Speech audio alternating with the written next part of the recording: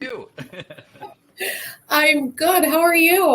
I'm doing good. I was finishing up a call right before you, and then I went to click on your link, and it gave me a 404. And I thought, oh, this is not good. So, Yeah. hey, how you doing?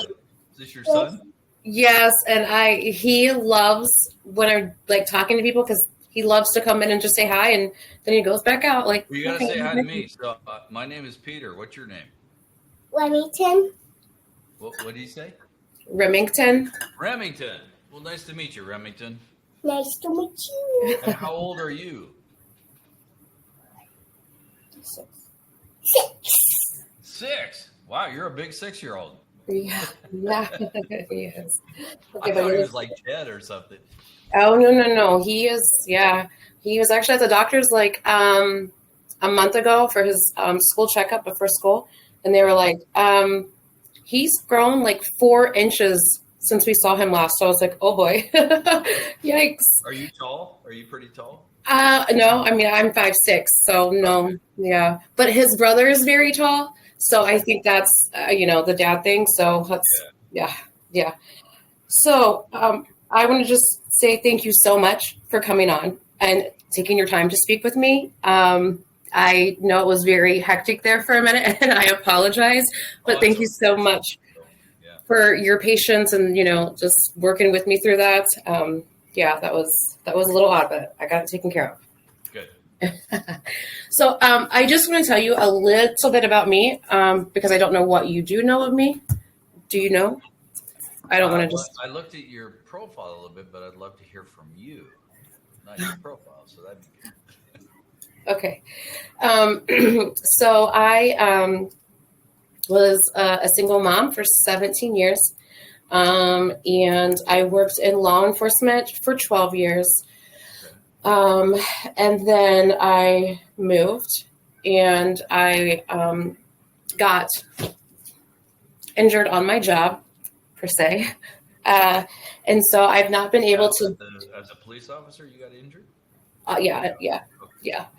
And so now I was like, what am I going to do? Like, what am I supposed to do now? Because it doesn't look like I'll be able to go back to law enforcement, right? So everything that I've worked for is like, now what?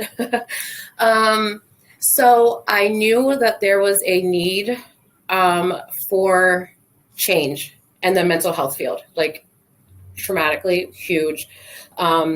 The suicide rate in our younger generation is crazy. And so I went back and I got my certificate to be a life coach. And then I was like, how do I start my business? What do I do now? And I was never on social media. Like that just wasn't my thing, right? Like I am a private person, but like before I was very just like private, one of those things. And so my kids had TikTok.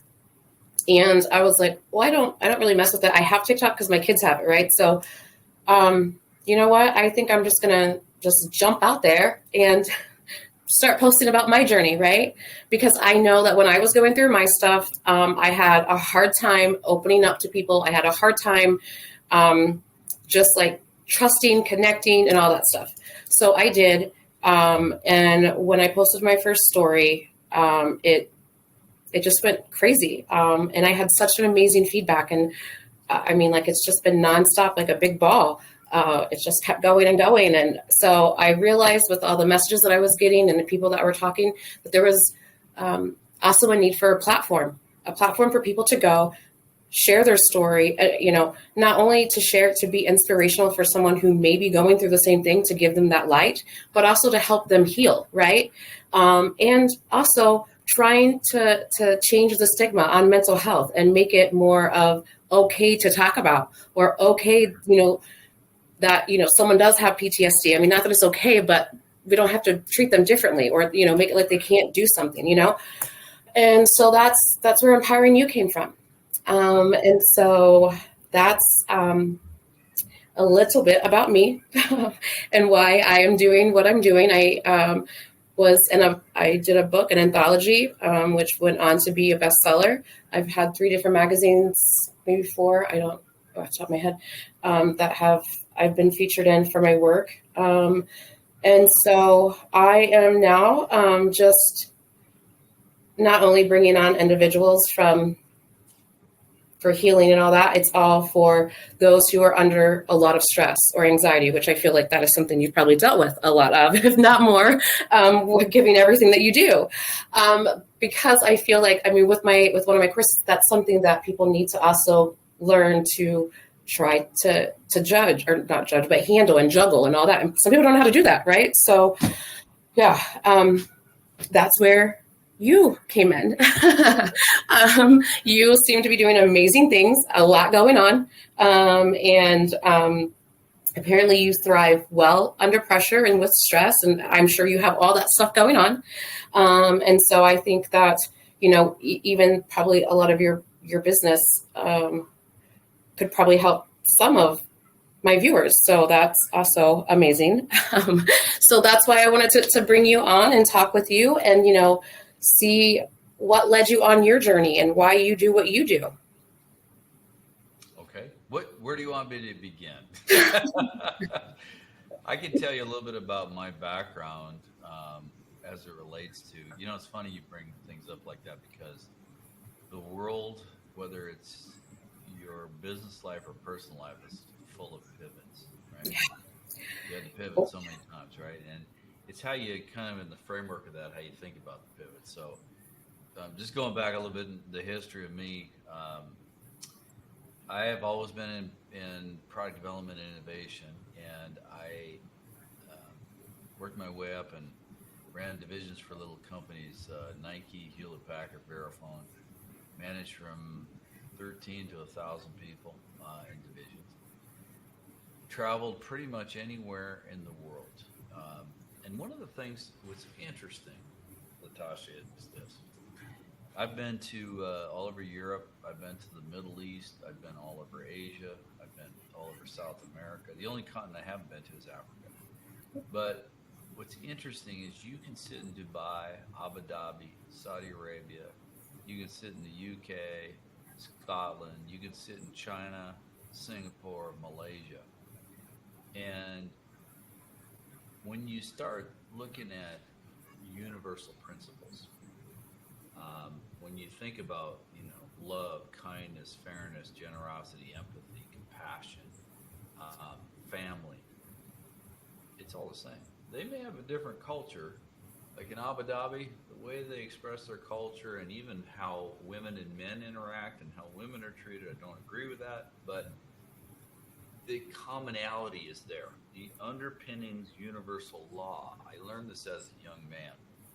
And so, and if I'm not trying to get religious here or anything, but no, it's good. Go ahead. If you, I'm not a super scholar, but if you've read parts of the Quran, the Torah, the Bible, all of these things, the message is kind of common. You can cite different verses and things like that, but it's this common message of the human condition. What does it mean to be human? And so, from that, I've got a lot of life experiences, good ones, not so good ones. But through it all, it's been an interesting ride. And do you know who Stephen Covey is? Ever heard of him at all? So no. Stephen Covey, he was part of Covey Franklin.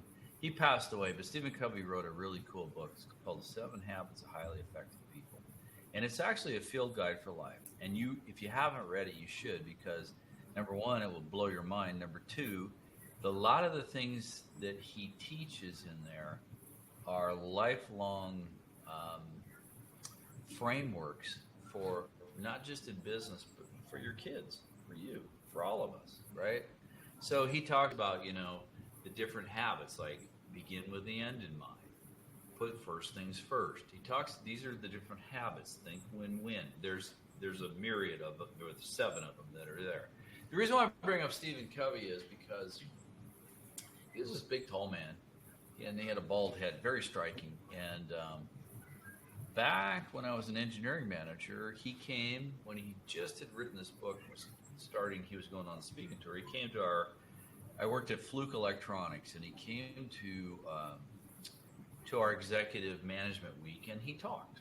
and it was a great speech. And it was that afternoon. We were at this place called Semiahmoo up in Washington State, and I saw him sitting out there by himself, and he was in his suit and everything, and he was sitting there with a lemonade. So I came up to him. I said, "Hey, Stephen, I really love your talk, and do you mind if I sit down with you, just chat?" He goes, "Sure." So I went and got a lemonade, came out, and all the other people were drinking and partying and stuff, and I thought, well, this is great. I get to talk to this guy. And so I sat there with him. We talked about life, and we talked about all of the commonalities in life, and then really the fundamental laws of choice. And what's interesting, he goes, Peter, he said, what's funny, and I think probably at that time he was probably in his maybe late 40s, early 50s.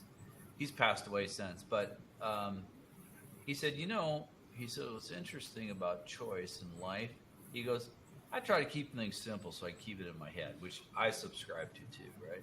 But he said, choice is like a stick. Now, I'm saying this because you and me and everyone else who's, listening to this, we've all had defining moments in our lives. You had a defining moment when you got injured, which pivoted you to where you are now, right?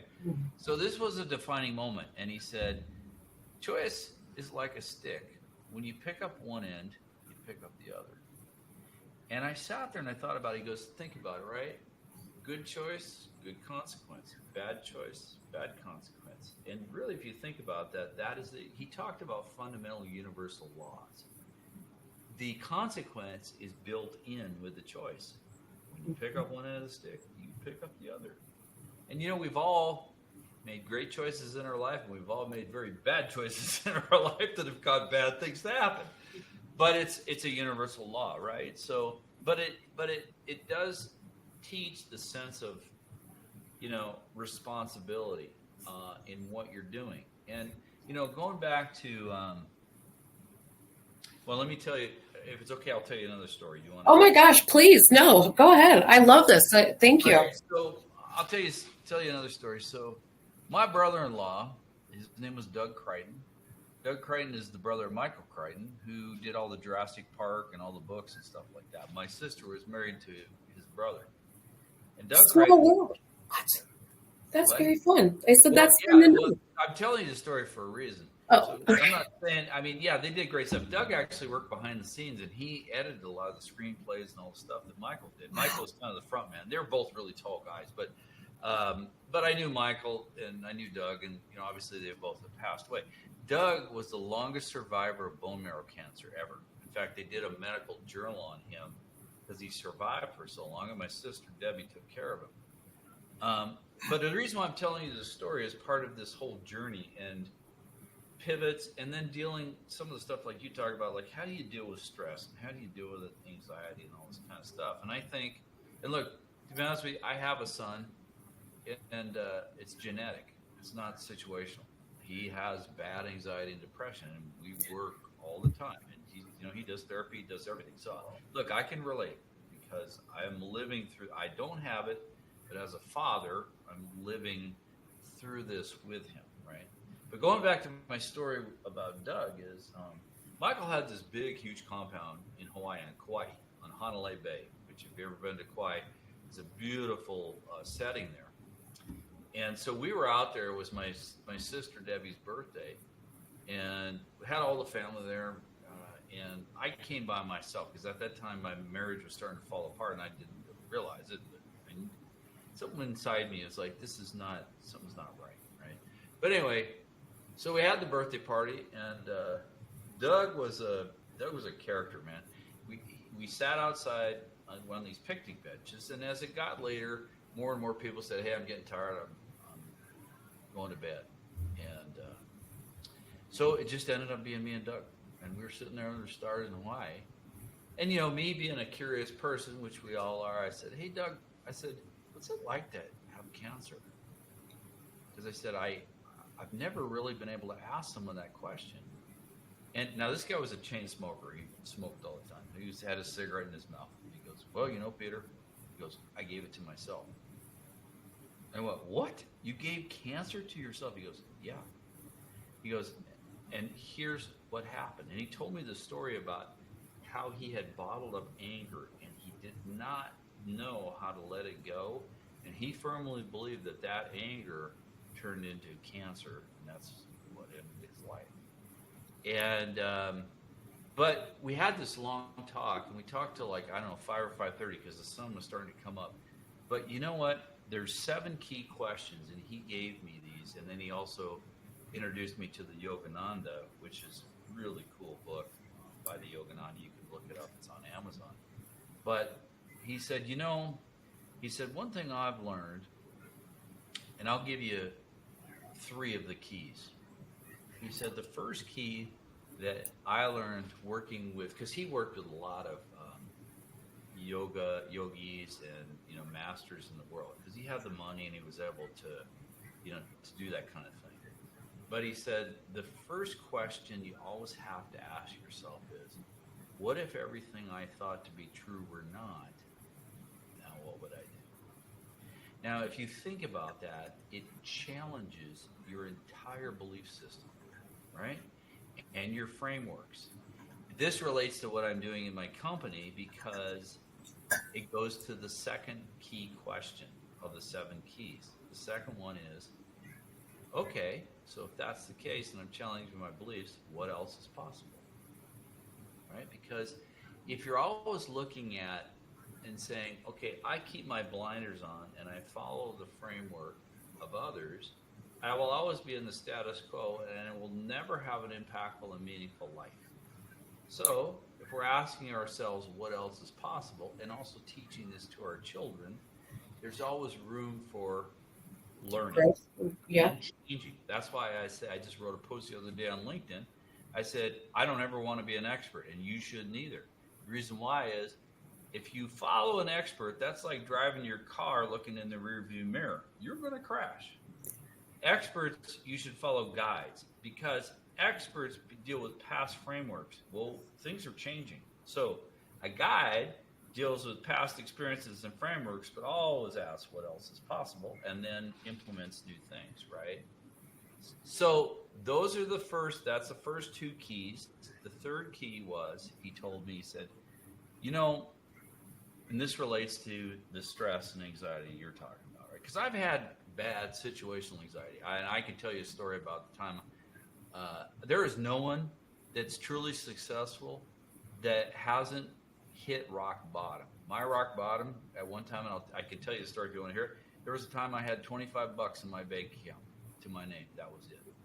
So, but I'll get back to that story in a second. What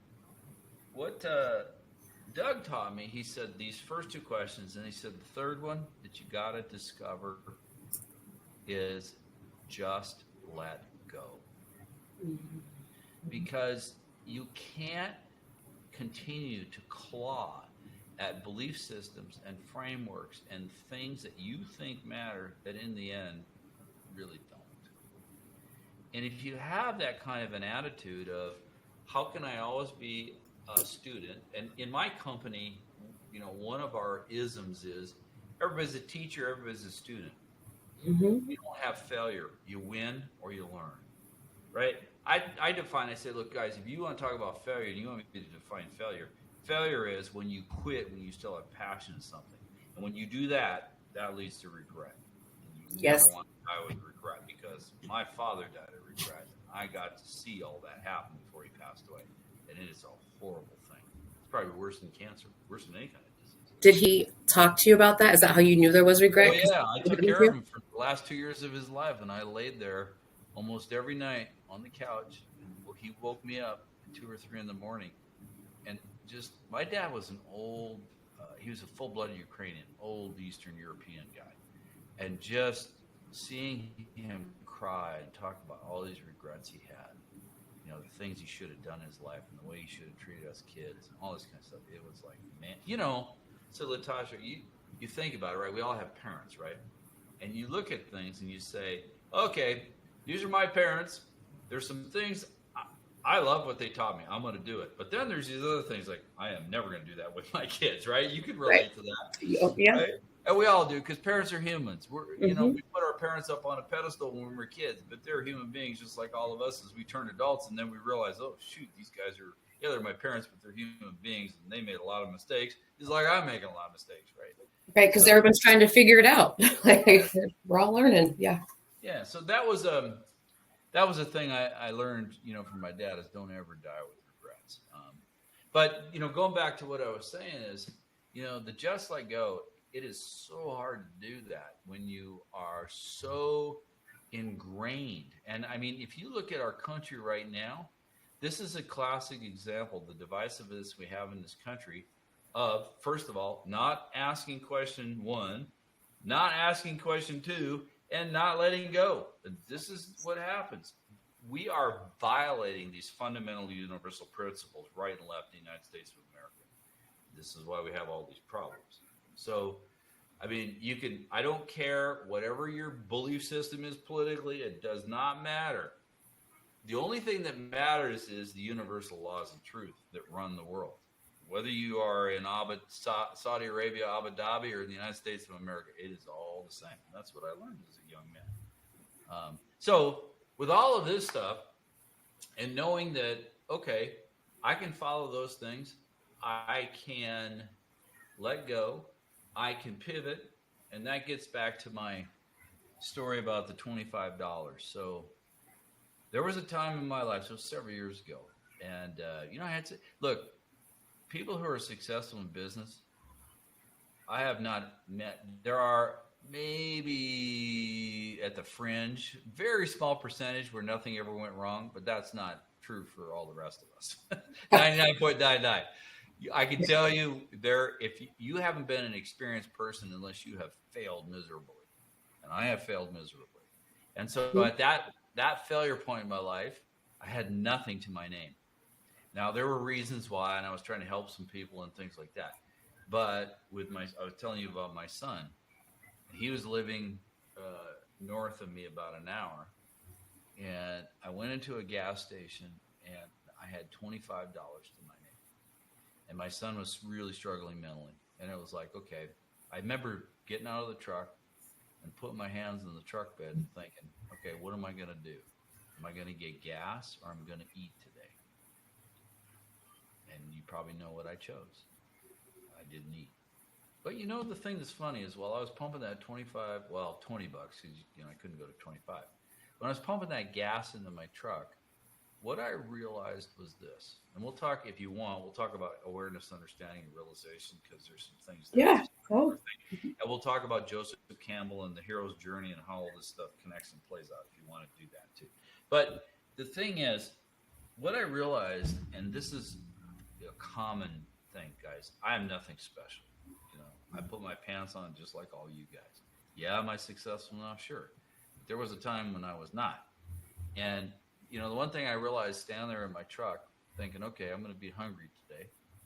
But one thing is I have my smarts, I have my ambition, and I have my persistence. And no one can take that away from me. That's kind of like when you know, looking at what happened to Nelson Mandela and being in prison for 27 years, talking about, you know, I control my mind. No matter what condition and environment I am in control of me and my mind. It's no different than Viktor Frankl in the concentration camps. One of the best quotes, and I live by this. Viktor Frankl said, there is a space between stimulus and response. In that space is the power to choose. And in that power to choose is your growth and freedom. And you can look that quote up. That is one that he wrote, you know, the book. He was a concentration camp survivor. He lost his wife. He lost his kids. He survived. And that was the book that you can get it up on Amazon. Incredible story. Is that what the book is called? What look up Viktor Frankl. I was trying to think of the name of the book. It'll come to me here in a sec. But if you look up Viktor Frankl, it's Frankl. Very famous individual, just like, as you know, Nelson Mandela, very famous individual too. You know, people, these are people that transcend, right? They transcend the world in the trappings and the mental limitations that we impose upon ourselves through our ego. And somehow some of these people, they figured out, well, so this leads me to, I don't know, do you want me to keep going on this? No, no, please. I actually am really enjoying this, and I'm learning stuff myself, and I'm taking down a whole bunch of notes over here. Okay, And all right. so All no, right, I'll keep going. So I appreciate it. This is, yeah, thank you. yeah, well, the thing about it, I look at is, in business and in life, I think it's most important. How can you make impact on others, and how can you create movements, right? And an impact can be as simple as, hey, I just smile at a stranger. And impact can be much more. I literally just said that. I made a post about that, and that's what I said. You never know what It doesn't have just to, a smile could do. You're going to change a person, but if you look through the lens of impact, not look through the lens of belief system, you are taking away all of these stratifications and barriers and everything that gets in the way of people being with people, humans being with humans, right? And so so going back to my story, so I got my mother, she gave me 1 year for Christmas some tapes, and the guy's name was Joseph Campbell. I don't know if you've ever heard of Joseph Campbell or not, but Joseph Campbell's another guy you should. So these tapes were called The Power of Myth. Now, back then it was a VHS tape. It was a long time ago. So I've got to date myself, but you can get them. They're in the cloud, whatever. The Power of Myth. Joseph Campbell spent his whole life really looking at all of the different mythologies of all the cultures, all the way going back to Greek and Roman mythology and all through. And then there's lots of commonalities in these stories, right? Because the commonality is the human condition, right? But Joseph Campbell, he was a scholar and just a brilliant man, but he's probably most well known for the hero's journey. And the hero's journey is, I'll explain it. Have you ever seen a Star Wars movie? Glimpses, but I've not sat down and watched it. No. That's okay. Well, what's his name? George Lucas. So George Lucas actually knew Joseph Campbell, and George Lucas, when Joseph Campbell got a Lifetime Award, I think it was about 4 years before he passed away, George Lucas came in front of everybody and said, if it wasn't for Joseph Campbell and the hero's journey, you would have not ever seen a Star Wars and the franchise it is today. By the way, the hero's journey has been used in Monsters, Toy Story, Casablanca. All these blockbuster movies have used the hero's journey. And basically, it's a circle. And you start out here at what's called the ordinary life, right? So I always talk about, let's just talk about Luke Skywalker, because a lot of people know that. And I've talked about this hero's journey in terms of Star Wars because it makes sense. So Luke Skywalker is right. He's up on Tatooine and he's doing his thing and collecting robot parts and running around in his speeder and stuff like that, right? And he goes into this one area and there's the sand people there. Then they attack him and they're about ready to kill him. And then so you're doing your ordinary life. And then all of a sudden there is a mentor that comes with the calling. Okay? So this is some event, just like you had by your injury being a police officer. I don't know if you had a person that was a calling, but it could be an event, which totally changes your life. Well, for Luke Skywalker, Obi-Wan Kenobi shows up and he saves him from getting killed by the Sand People, but he tells him, Luke, there's a disturbance in the Force and you need to go. So most people, they're what's called a reluctant hero. They go, nah, I can't do that. He said, I can't do that. I got my aunt and uncle here. We garden. They need me. I've got chores and responsibilities. This is what typically people do when they get a calling to something new. They become the reluctant hero. They resist because they have to break free from their common, ordinary life. And basically, it's ego and fear that's holding them back, right? So what happens to Luke Skywalker? He takes off. Obi-Wan Kenobi came as like a hologram. He disappears.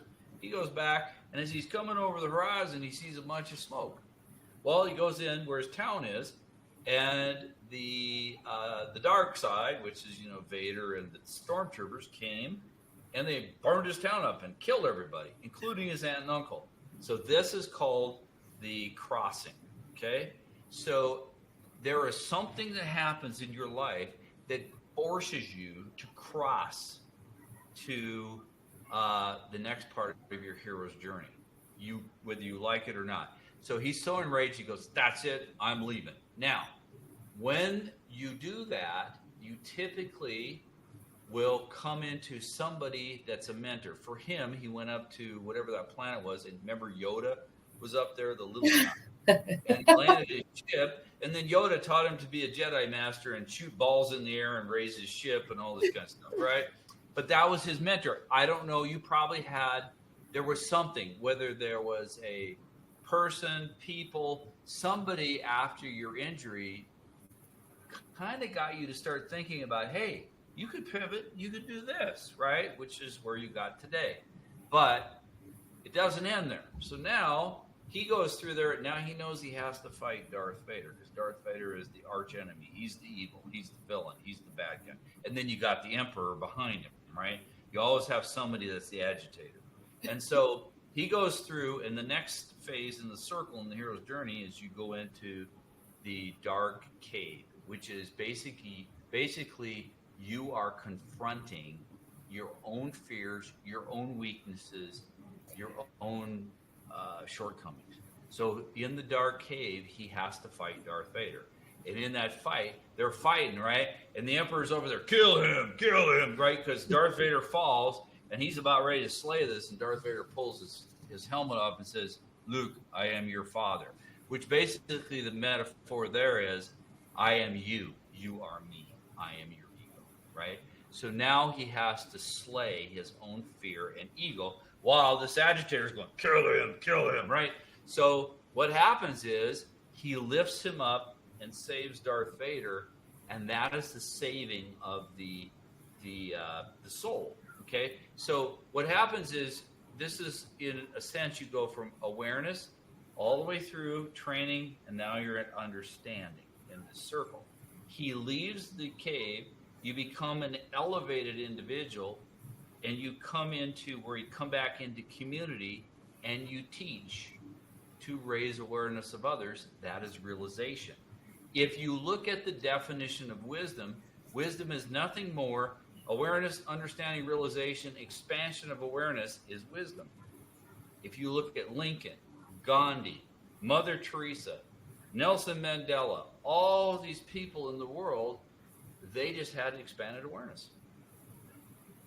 And this is what, they're elevated individuals, but it was because of and by the way, you can be going through a single or multiple hero's journeys at a time in your life. And this is all of the awareness, understanding, realizations, the pivots, everything you're doing, right?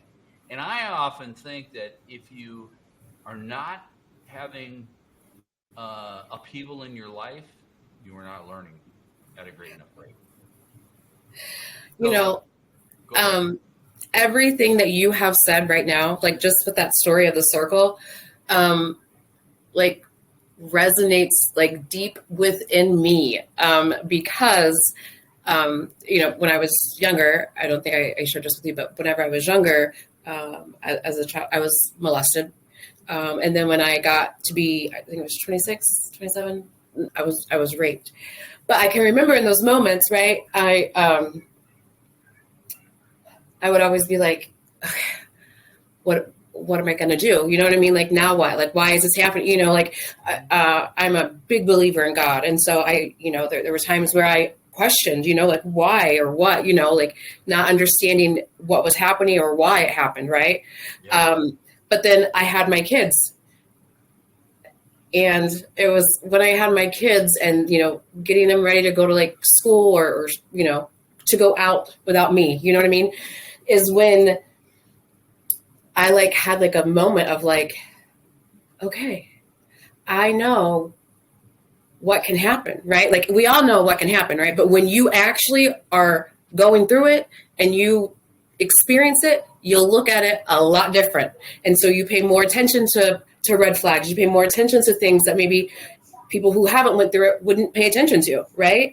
And so as I'm, preparing them to go off into the world on their own, I can remember I would always, always, always remind them of no touch, no touch. You know what I mean? Like I just would always enforce that. And I always limited who was around them. I limited where they went, and I made sure that my daughter could take care of herself, like in self-defense classes, and my son could take care of himself. So all of that. And so, when I had the accident,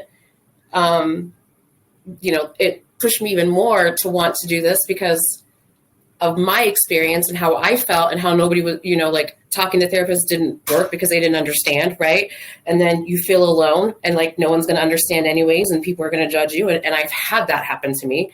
And so hearing you say about, you're going to be at the crossroad and you're going to be here. And it's oh my gosh, that's my life right now. I hear that. Well, yeah. Does it start making sense to you? See, this is the thing again, Joseph Campbell with the hero's journey. There's so many, in fact, Hollywood uses the hero's journey as the framework to make scripts for movies because this is the life condition.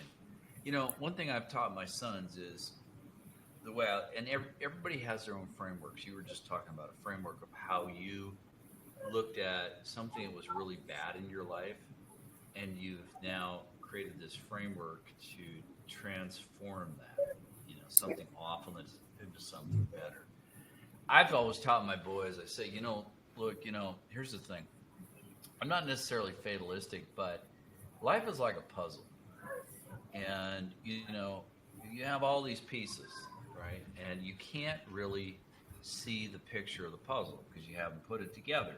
But you start putting these pieces down and they're random, and you don't know why, but you just keep putting these puzzle pieces down. And pretty soon, a pond appears. It's oh, that's a pond. I recognize that. You keep laying pieces down, and pretty soon there's a boat in the pond. And you keep laying pieces down, and now there's a tree next to the boat in the pond. And if you look at a puzzle like life, if you can think about things that have happened to you in the past, you don't understand why it's happened, but when you can go and transform or transport yourself into the future and look back, you go, I understand now why that is, right? And it makes so much sense. And I always say, look, I am massively against rape or anything like that. It's not cool. But the thing is, I will say this. In some sense, while the act of that is horrific, I look at things like in our life, I don't believe there's nothing done to us. There's everything done for us. And if you look at that and say, if I can have a healthy outlook, even from a horrendous, violent thing like that, what can I get out of that?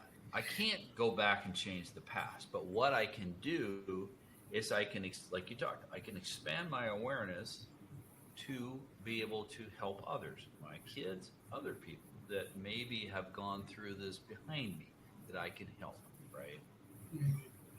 Yes. Everything that I love that. And that is, I would not change anything that has happened to me in my life.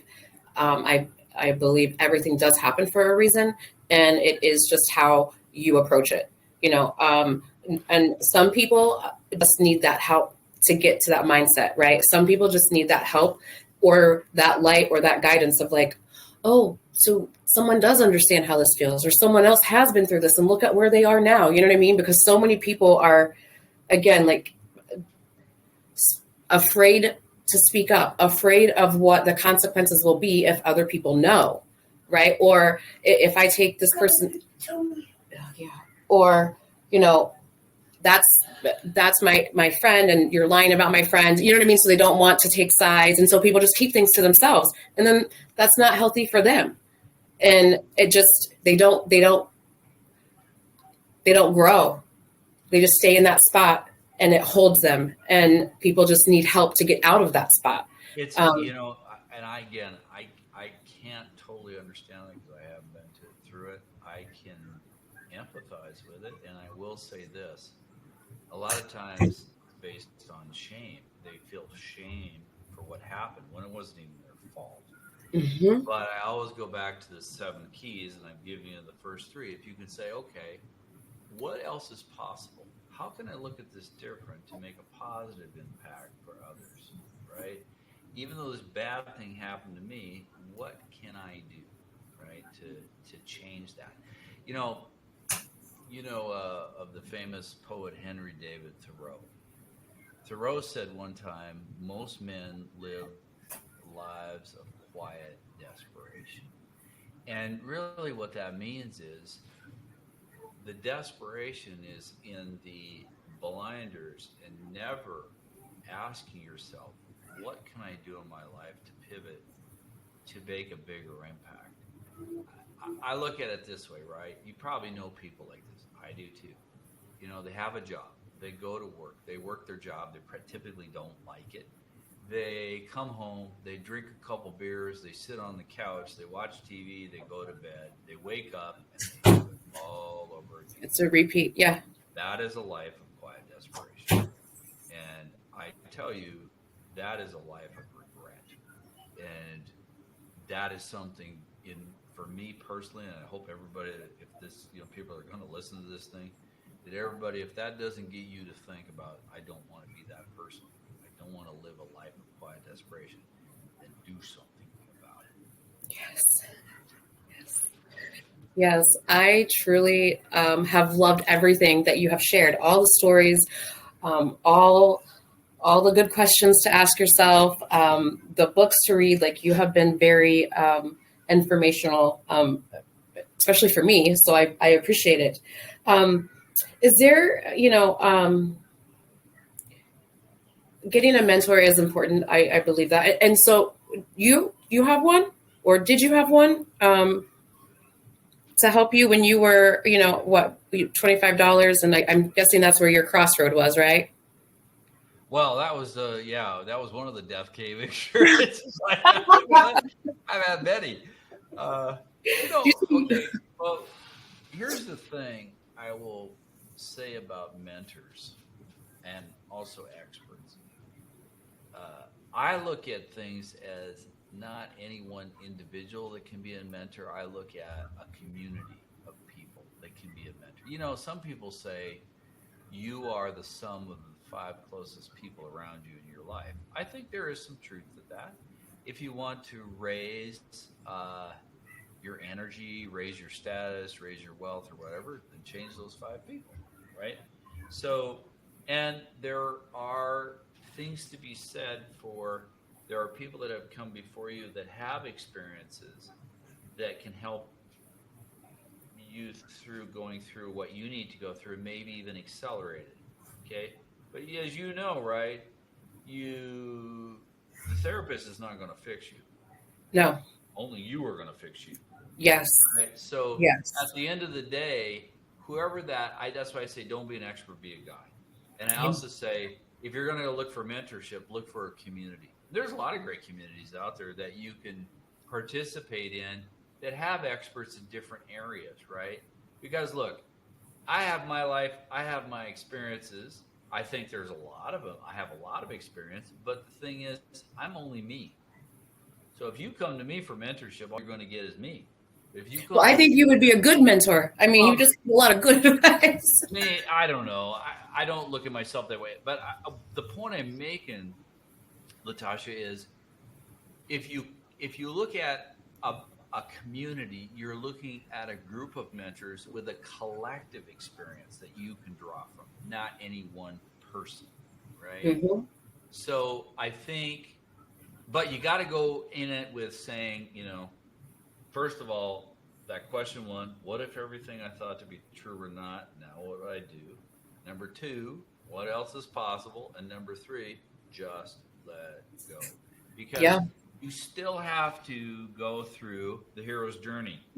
Yes, they can help accelerate it, but you still got to go through that on your own. As we always have said, there's your other son. Oh, it's the same one. He has a shirt on now. Yeah. He came back because he wants to go outside. Yeah, that's fine. Well, have fun outside. I'm glad you want to go outside. Yeah. Do I have these? Sorry. He's Well, so, you know, it's kids are so great. I love kids. they, yeah, I don't know about your kids, they're but I such know my great kids teachers saved too. me. Yeah, well, they're great teachers. You know, Oh yeah. man, can you learn a lot of stuff from kids, and be reminded of stuff that you should have learned or you did learn but you forgot right, as an adult. Yep. Yep. That is so true. So true. Um, so other than the great stuff that you have already given us, do you like have any, I don't want to say advice because you've given a lot of advice, but like, you know, ways where if people are struggling or if people need, you know, some help, where you think they should go or where, you know, a good source for them might be? Well, you know, there's interesting ways to answer that, Latasha, because Other than me, not me, because everybody yeah, already knows me now. I'm just kidding. no, there's interesting ways to answer that because you can say, okay, help is it an external focus or an internal focus? So I'm not saying external focus. There are some people that can certainly help, and I do believe therapists are great. I think everybody should go to a therapist because you get new tools in your toolbox. Nothing Mhm. wrong with that. And men should be going just as equally as women. There is no stigma about that, and if there is, get over yourself. So, but at the same time, um, you know, I think if you can, here's the thing: the brain. Look, I have 20 plus years in neuroscience research and brain science. I've done work with neuroscience for fMRI and EEG studies. I know exactly how people buy in the reward circuit. I know about the addictive center of the nucleus accumbens. That could be a whole nother discussion we have. I mean, I need to bring you back on. Like, okay, let's talk about this today, okay? Well, but it's fast. Look, here's the thing. I think for me, and I think for everyone out, everyone listening is, always be curious, right? Curiosity, maybe it killed the cat, but curiosity is going to expand your life. And so I'm just always curious about things. It's like, when I met these guys, and there's a whole story to that, it was like, okay, that's really cool, but how do people buy? Because they said people don't buy based on benefits and emotions. We have fMRI studies to show it. We've done all kinds of research. Now, these guys are scientists, right? And they were looking at all the data. I'm going, okay, what's the application of that, right? And I did use it, and I built a system, and I have a course online that I've had for years that I've sold like 10,000 copies, and it talks about all this stuff. I went out and actually developed it in the trenches, built a company up that I had at the time from about 1.2 million to 6.6 million using this system. And there's a whole bunch of funny stories about that. So we can talk about that some other time. But going back to your question is, I think if you can, I understand the difficulty of going internal when you don't have the tools to do that. I was talking about my son. It is really, really hard.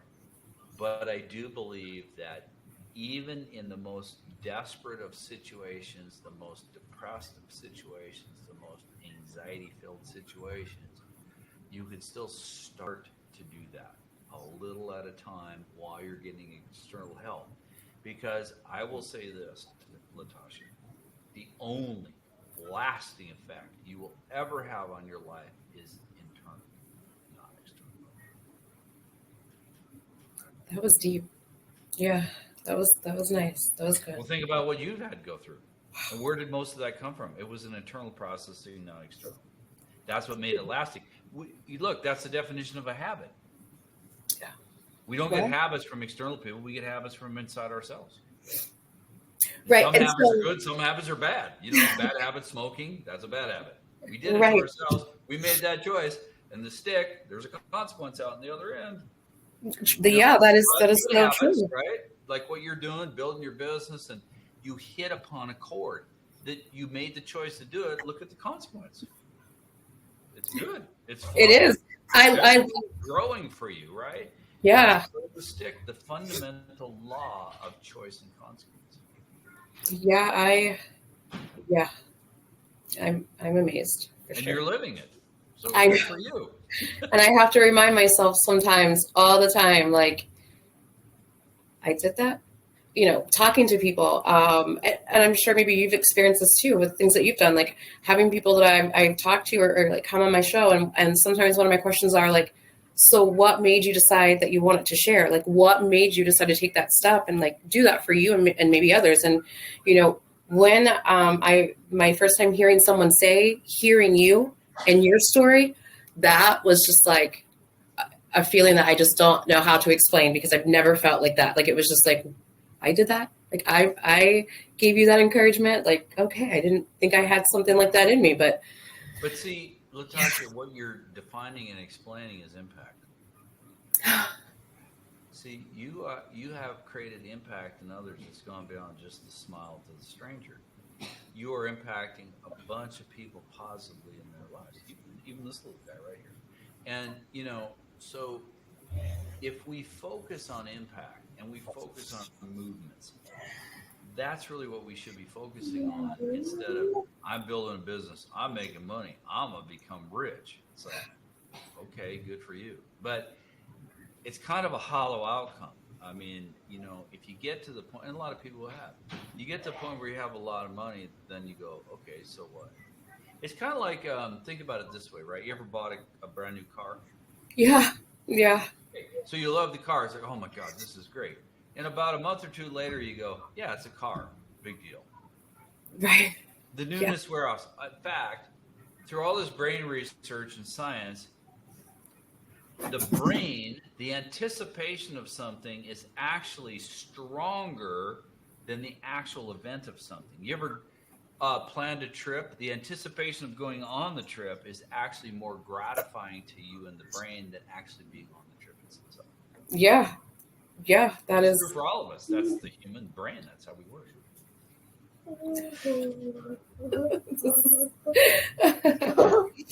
I definitely want to chat with you after we're done on the show. But is there any way that people can reach out to you, or that if they want? I know you have mentioned about an app, and I think I don't know if you're still like a radio, and you said you had books. Like, what is that? Yeah, so I don't know. Is most of your audience on LinkedIn, or are they all over the place? Oh gosh, I got them. Thankfully, I got them all over. I have TikTok, I have Facebook, I have LinkedIn, and then I have the satellite radio. So I got them all over. Okay, all over the place. Well, you can find me if you just look Peter Lasowski on LinkedIn. I'm there. You can connect with me there. The other way, I guess, to get a hold of me is all they have to do is Google my name. I've got several pages of stuff on me up there, and there's different things they can find if they want to, do it that way. But LinkedIn's probably because I'm not really do Facebook, so I'm not really up there. But I am on LinkedIn, and that's a good place to come find me there. Perfect. Well, I want to thank everyone for joining us today, and I look forward to speaking with all of you and our wonderful guests that we're going to have on next week. So until then, everyone be safe, and we'll chat soon.